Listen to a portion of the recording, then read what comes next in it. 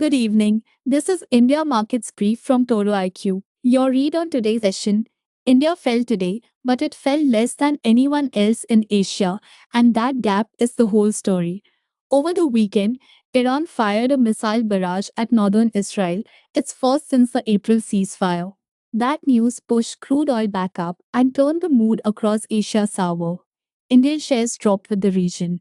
But where the rest of Asia was hammered, India only bent. Here is where the market closed today.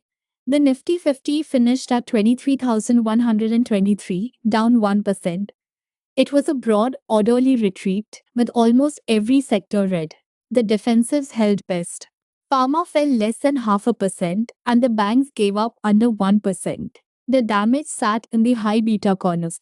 Realty was the worst, down 2.5%, with metals and autos close behind, hit by the global cyclical washout and by crude cost fears. The fear gauge India VIX jumped almost 8% to 17. That is a real repricing of risk, moving with the market rather than ahead of it, which is the mark of a controlled sell-off, not a panic. Now put India against its neighbors, because that is the point.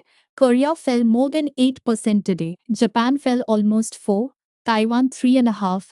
India lost just over 1. The selling was concentrated in North Asia's chip and artificial intelligence stocks, a trade India barely owns.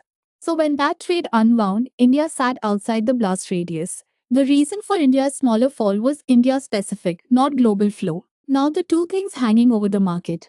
On the worrying side, the crude respike pushes on two of the three risks the Reserve Bank named on Friday: energy prices and the monsoon. Brent near $95 lifts India's import bill and feeds fuel inflation. And the Weather Office has now confirmed a below normal monsoon at about 90% of the long period average, with El Nino expected to develop. That is exactly the food and energy inflation tail the bank flagged. On the steadier side, the rupee held flat at 95.71, even against the crude spike and the risk off. A quiet show of resilience. Now the movers. The cleanest winner was CCL Products, up almost 9%. The company makes instant coffee.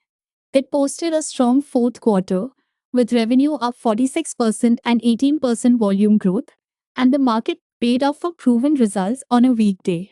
The biggest follower was Wipro, down more than 8%, but read it carefully. Most of that drop is mechanical. Today was the record date for its 15,000 crore rupee share buyback, which knocks the price down by design. This is not a fundamental collapse. The reversal worth naming was MTAR Technologies, down more than 6%. It fell despite a strong quarter, with profit up 223%. That was pure profit taking after the stock had nearly doubled in 3 months. Now, what to watch? And it is tomorrow's question. The first thing is whether Iran's statement that its operations are over actually holds. Iran tied that to Israel halting its own action, so any fresh escalation could re-spike crude. Brent is the live signal. One timing note. After India closed today, United States markets bounced, with the Nasdaq up more than 1%. That bounce is a Tuesday input. It points to a steadier Indian Open. But it did not lift today's close. That's your brief. Before I sign off, this has been general market commentary, not investment advice. For investment advice tailored to your situation, consult a SEBI registered investment advisor. Markets are risky, you may lose money, act with care. See you tomorrow.